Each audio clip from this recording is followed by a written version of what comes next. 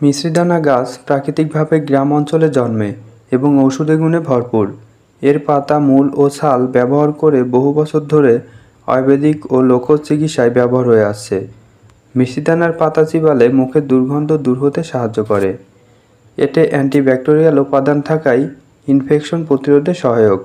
গাছটির পাতা ফুসফুসের জন্য উপকারী, বিশেষ করে কাশি ও কফের সমস্যা কমায়। নিয়মিত ব্যবহারে শ্বাসকষ্ট, হাঁপানি কমাতে সহায়তা করে। মিশ্রিদানার পাতা সিদ্ধ করে খেলে গ্যাস্ট্রিক ও অম্বলে উপশম পাওয়া যায়।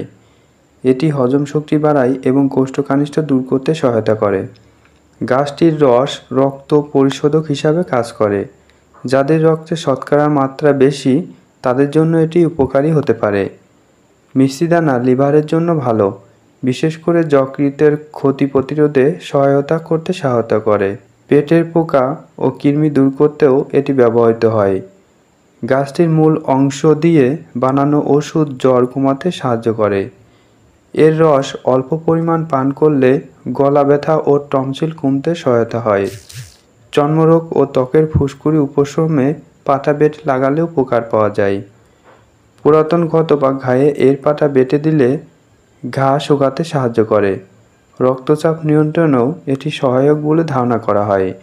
মাথা ব্যথা হলে এর পাতা পিষে কপালে লাগালে আরাম পাওয়া যায়। শিশুদের জ্বর হলে পাতার রস দিয়ে গা মুছিয়ে দেওয়া হয়। গ্রাম অঞ্চলে অনেক জায়গায় এটি করে থাকে। নিয়মিত ব্যবহারে শরীরের রোগ প্রতিরোধ ক্ষমতা বাড়াতে থাকে।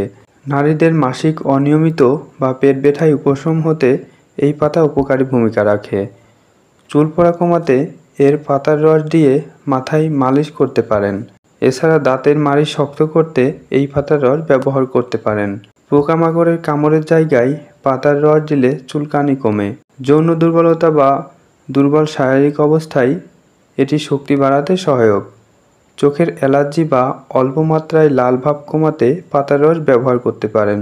গাছটির অনেক সময় হাঁপানি ঘরোয়া ওষুধ হিসাবে ব্যবহার হয়।